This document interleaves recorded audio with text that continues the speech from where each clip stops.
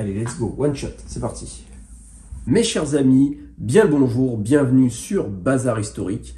Au menu du jour, nous allons parler d'un site qui, à mon sens, est indispensable lorsque l'on fait de la recherche en histoire contemporaine et plus particulièrement en histoire des médias. Ce site, c'est Europress.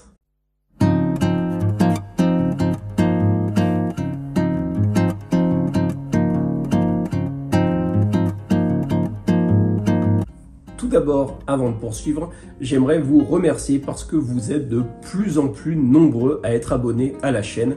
Et ça fait super plaisir. Donc, n'hésitez pas à me rejoindre sur les réseaux sociaux, sur Instagram et sur TikTok, @bazarhistorique. Mais ça, vous le savez déjà. Et sans plus tarder, allons-y. Cette vidéo n'est en aucun cas sponsorisée par Europress, il n'y a pas de partenariat.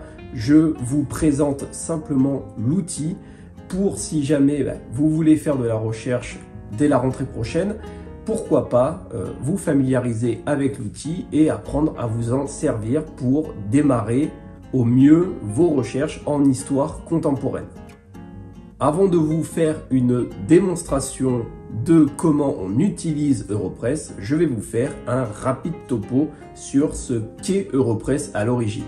À l'origine, Europress, c'est un site qui a été créé en 1999, c'est une filiale de Cision, et ce site recueille des bases de données de plusieurs éditeurs français et permet aux sites et aux institutions abonnés, aux personnes également, de consulter des archives en lien avec la presse, des archives aussi en lien avec la télévision, la presse télévisée.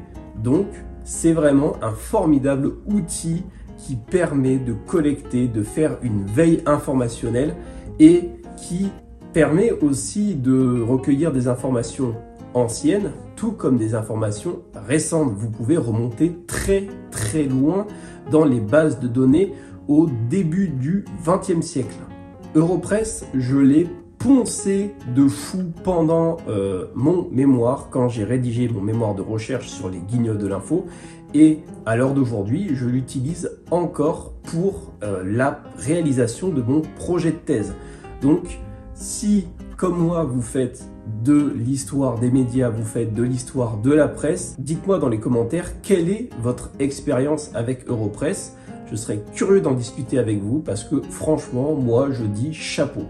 Maintenant que la présentation, maintenant que le topo est fait sur Europress, je vais vous emmener avec moi pour vous faire une petite démonstration, vous montrer comment appréhender, vous familiariser avec le site, comme je l'avais déjà fait il y a c'était en 2022, j'avais fait une vidéo, souvenez-vous, sur le Cairn, vous vous en souvenez, sur le site de référence bibliographique.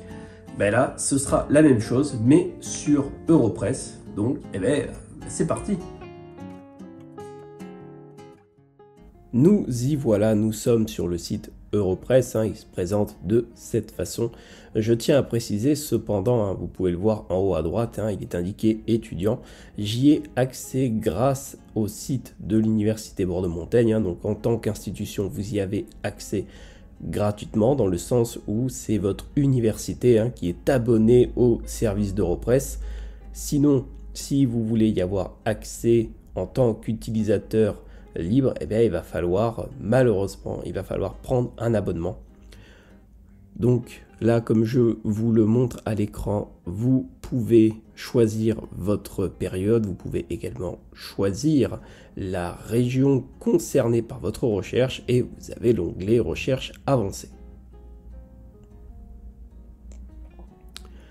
Donc là, il y a les principales régions, vous avez également, pour ce qui est de la France, le choix entre France ou France Presse Nationale.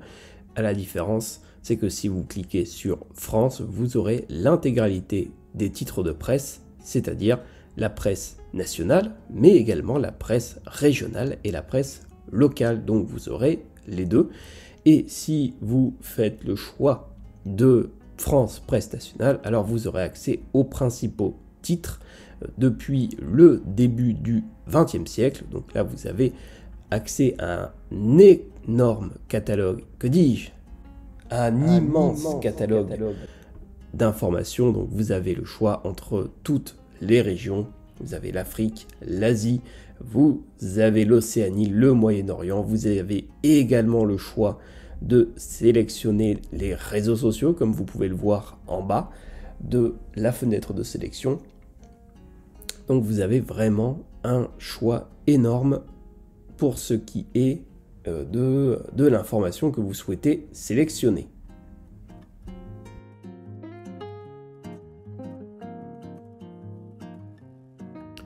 Nous voici sur le menu de sélection avancé. Donc comme je vous le disais, si vous choisissez sur la page d'accueil l'option de la période, vous ne pourrez pas aller plus loin qu'il y a 1 an ou 2 ans. Vous allez devoir aller dans les recherches avancées et sélectionner l'année. Alors là, je vous montre par rapport à mes recherches à moi. Donc, étant donné que j'ai travaillé sur la période 91-95, je sélectionne du 1er janvier 91 au 31... Non, pardon, pas au 31 décembre 95, mais au 7 mai 95, puisque c'est la date de l'élection de Jacques Chirac, cette année-là, au moment des élections présidentielles. Et c'est aussi une de mes bornes chronologiques, l'élection présidentielle et les grèves de l'automne qui surviennent juste après. Donc je fais le choix de la presse nationale, je choisis également d'inscrire dans la barre de recherche Guignol de l'info, et la magie opère, la sélection va me rediriger vers toute une série d'articles en lien avec les Guignols de l'info comme je l'ai sélectionné, et également en lien avec la période, puisque j'ai choisi de janvier 91, je le rappelle, à mai 95. Donc une fois que vous avez fait votre recherche avancée, vous vous retrouvez face à cette fenêtre avec tous les articles que vous pouvez faire défiler bien évidemment. Et comme je vous le disais, vous avez le choix entre plusieurs titres de la presse nationale sur la période choisie. Donc vous avez Libération, Le Figaro, Les Échos, Le Monde, L'Express, Le Point. Vous avez vraiment tout un tas de titres de presse. Et je vous l'ai dit, vous auriez choisi France tout simplement. Vous aurez eu également des titres de la presse régionale et locale. Donc voici comment se présente un article sur Europresse quand vous le sélectionnez. Donc vous avez bien sûr en gras les mots-clés de votre recherche, donc à savoir les Guignols de l'info, mais également le simple 2, voilà, il est partout. Et donc c'est un article de Libération qui date du 16 janvier 95, intitulé « Notre Arlette nationale », donc en lien avec la candidate de l'époque chez Lutte ouvrière, Arlette Laguiller, et comme on peut le voir, les Guignols de l'info sont également présents dans cet article. Donc voilà comment se présente la recherche de sources, la recherche d'articles sur Europresse. En réalité, quand on prend le site en main, franchement, c'est hyper simple, c'est très pratique d'utilisation. Bien sûr, un petit conseil, ne tardez pas trop, si jamais vous restez trop longtemps sur la fenêtre ouverte, ça risque de se réinitialiser et vous devriez tout refaire. Mais sinon, voilà, que dire d'Europresse, si ce n'est que si vous faites de la recherche en histoire contemporaine et en histoire des médias, vous allez pouvoir consulter un catalogue de sources très important. Voilà comment on utilise Europresse. J'espère que cette vidéo vous a plu. Si c'est le cas, n'hésitez pas à me le faire savoir dans l'espace commentaire. N'hésitez pas à me retrouver sur les réseaux sociaux, comme je l'ai dit en début de vidéo. N'hésitez pas également à vous abonner et à mettre des pouces en l'air. N'hésitez pas à partager la vidéo avec vos potes si vous voulez vous orienter vers un master recherche. Si vous avez des questions sur Europresse ou sur la recherche en règle générale, n'hésitez pas.